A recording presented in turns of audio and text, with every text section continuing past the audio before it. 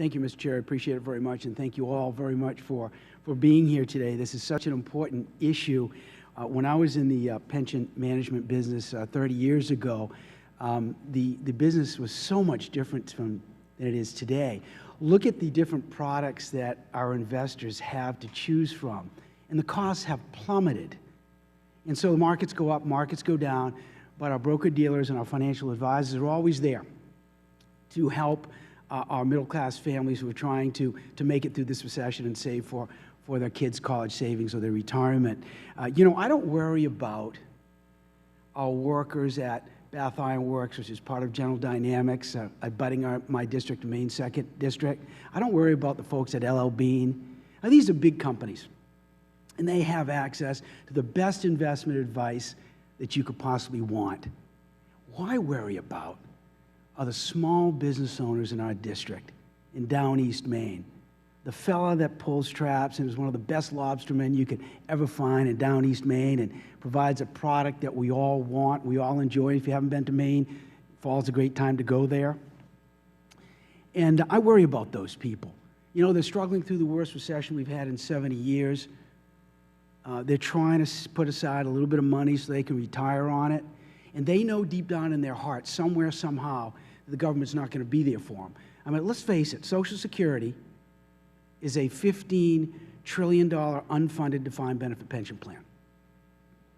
So we should have a government here, all of us, that helps our small investors. A government works for them, not against them. And so I really worry about that. You know, we had a fellow coming in our office, a fellow by the name of Doug Curtis from Edward Jones down in Rockland, which is Mid-Coast Maine. And he has a book of business of maybe 200 clients. And they are small investors, just starting out. And they're trying to make sure they have enough money to augment what they hope will be Social Security down the road. But, you know, he comes in and he says, Bruce, he said, if this rule goes through in its current form, costs are going to go up, the product offerings are going to go down, the rates of return are going to go down for my clients, or I'm not going to be able to offer them advice at all. So here's my question. If you're a great logger or a trucker, or you're working in a paper mill, or you're a nurse or a teacher, you know your business really well, but you don't know the financial services business very well, as Mr. Meek said. So do you put your money in stocks or in bonds or in cash? Do you buy annuities?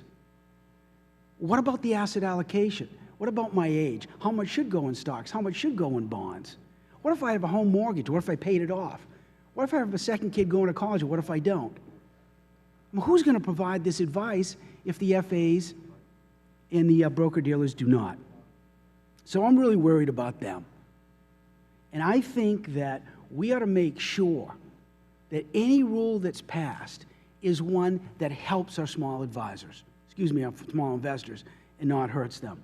So I frankly think that this is a classic example of big intrusive government trying to create regulations that are not needed. You know, everything's based on trust in your industry, right?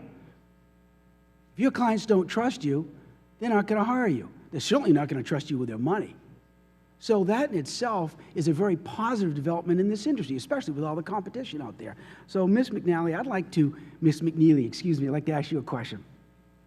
You know, I get a little bit concerned when I hear about, well, this goes through and all of a sudden the advice that we could give to the folks saving for their retirement is going to dry up. And now you're going to have to rely on robo-advice. Now, can you imagine? My mother's 87, my dad's 85, and I love them to death. And they've got a little bit of money saved aside. Mom, my parents don't log on. They barely can use a cell phone.